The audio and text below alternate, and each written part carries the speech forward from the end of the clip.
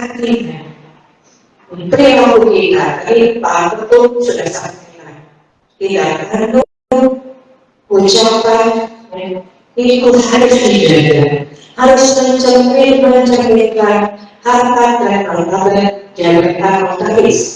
Suka atau tidak suka, pasal 2 kode notaris mengatur bahwa kode notaris harus ditaati oleh notaris dan orang yang menjalankan jabatan notaris, artinya notaris sejati, termasuk dalam waktu dia menjalankan jabatan sebagai notaris ataupun dalam perilaku sehari-hari.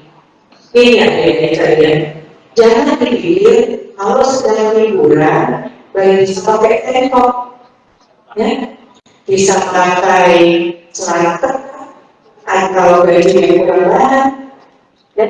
Karena begitu Anda sudah mematahkan diri sebagai notaris, maka makan pun diatur, tertawa pun diatur, tutur kata diatur. Itu adalah konsekuensi sebuah jabatan yang mulia. Rekan-rekan, Anda beruntung memilih jabatan notaris sebagai jabatan yang akan diemban nantinya. Karena masyarakat masih menganggap bahwa jabatan notaris ini adalah suatu jabatan mulia dan dapat dipercayai. Kenapa saya katakan jabatan kepercayaan?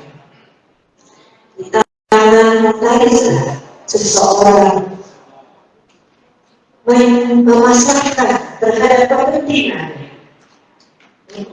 memasarkan terhadap kepastian hukum, harta benda, masalah, entah itu perkawinan dengan nomor terima ataukah entah mewasiatkan haknya atau membuat bagian waris, semua dipercayakan kepada notaris. Oleh karena di tangan notaris seseorang bisa memperoleh hak, tetapi karena memperoleh seseorang bisa kehilangan hak.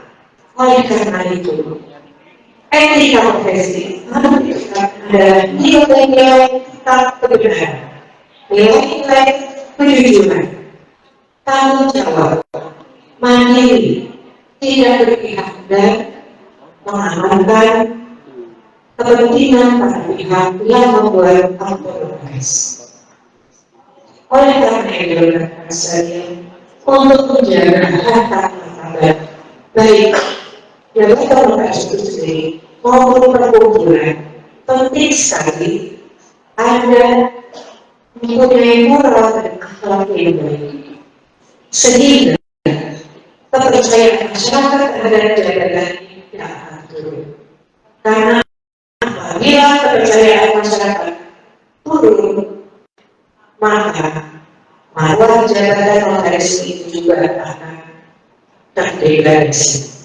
Di tangan Anda sekalian, di tangan para elit yang nantinya akan menjadi sebagai notaris, semua bertanggung jawab untuk tetap menjaga harkat dan martabat jabatan notaris, juga harkat dan martabat perkumpulan.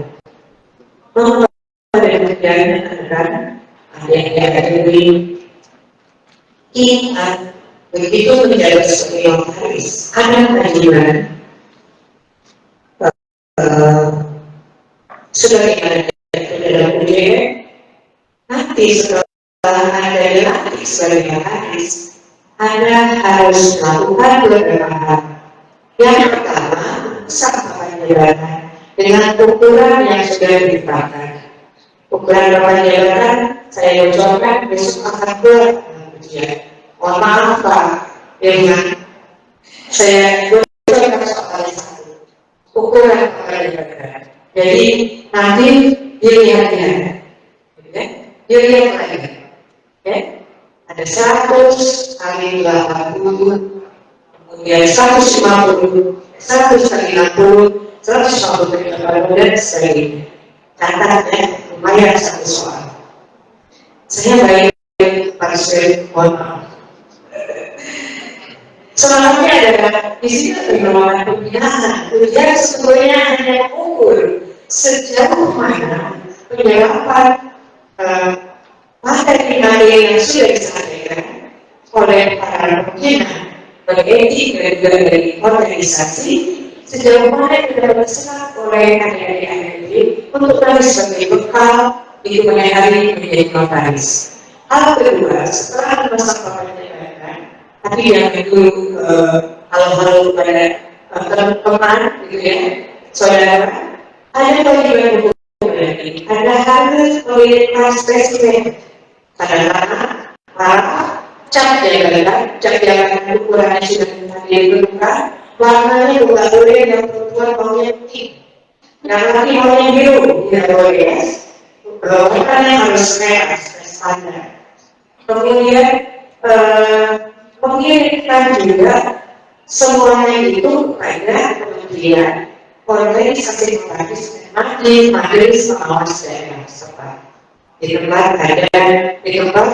kedudukan mereka.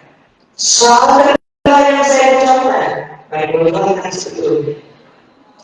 Anda usahakan mana tempat kedudukan, mana wilayah dan apa yang mereka. Kemudian setelah bersurat kepada tadi kementerian, organisasi notaris dan juga MPD, pasti harus MPD. Penting, sangat penting, karena sebelum Anda melaksanakan jabatan, Anda harus mengadakan pemilu yang ditandatangani oleh MPD.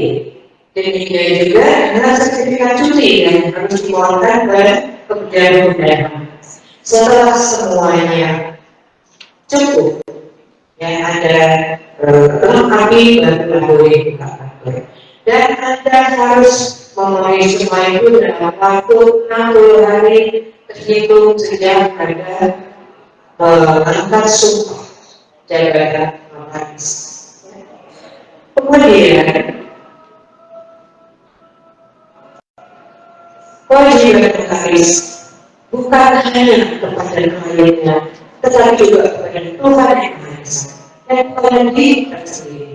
Oleh karena itu, Anda harus bertanggung jawab untuk melayani notaris melayani masyarakat sebaik mungkin, tidak memandang itu dari strata sosial yang mana.